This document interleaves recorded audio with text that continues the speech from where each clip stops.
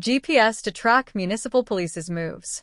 With the TNT Municipal Police, TTMP, unit expected to play a key role in crime fighting and emergency response, the government is set to track officers on duty to ensure greater accountability and improve response times. Minister of Rural Development and Local Government Faris Al-Rawi announced this to 164 trainees during the opening ceremony of the TTMP Constable Induction Training Program in Marabella on Saturday. TTMP ACP Sagramsing said this initiative should not affect any officer doing their job properly. Speaking to the media, Al-Rawi explained that the tracking initiative falls under the return of personnel policy. He said lost files have been a common issue in the public service, especially when public servants transfer between ministries. The return of personnel system, implemented through a digital platform, is designed to address this issue.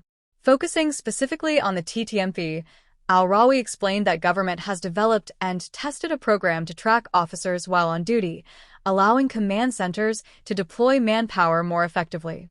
He said these discussions emerged during natural disaster responses, where managing resources was challenging, with one person often listening to multiple radios to deploy resources. The new policy aims to use technology to dispatch resources more quickly and efficiently. We're designing a system to track officers while they are on duty, not off duty.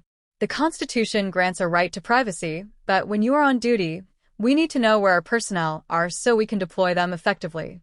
The system is already designed in-house, and now we just need to go through the tendering process, Al-Rawi said. He said the tracking system can be implemented using mobile phones, fobs, or other devices and does not require an internet connection as it operates using GPS. He emphasized that the government would not need to purchase phones for all public servants.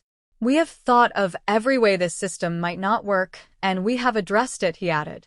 While the ministry has explored different methods to support the system, Al-Rawi emphasized that its implementation is not final yet and various stakeholders will be consulted before moving forward. This is not something we are imposing on anyone without discussion.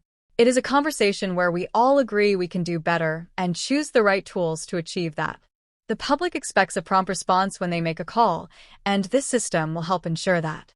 We will know where our officers are and whether we can deploy them when needed, he said, suggesting the system rollout could happen after the 2025 national budget.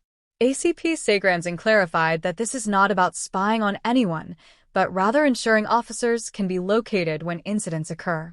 With officers often responding to natural disasters, he noted that social media frequently spreads false information about floods. The tracking system would allow TTMP to verify whether officers are near an area of reported distress and deploy the appropriate response team.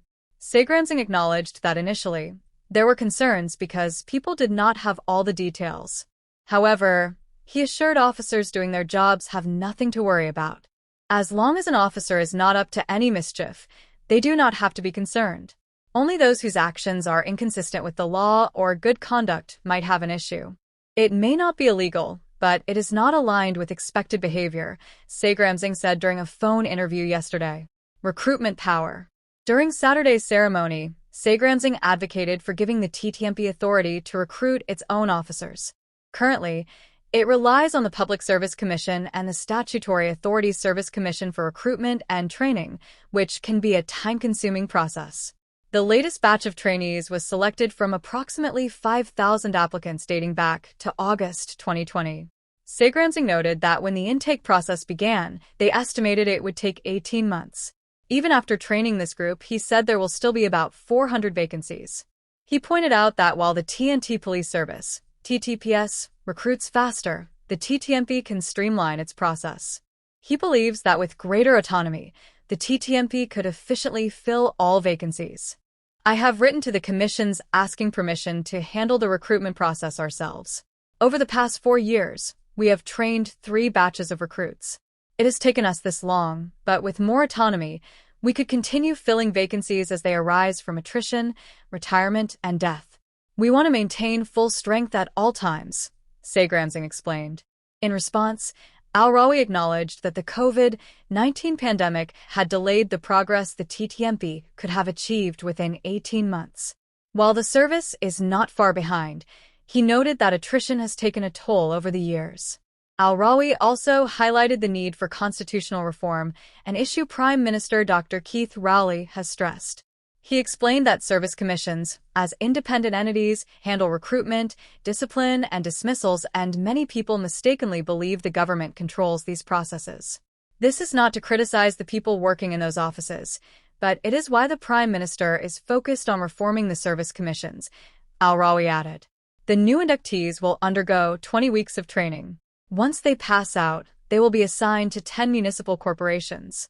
This intake will bring the number of municipal police officers to over 1,000, moving closer to the cabinet's target of 1,500 officers.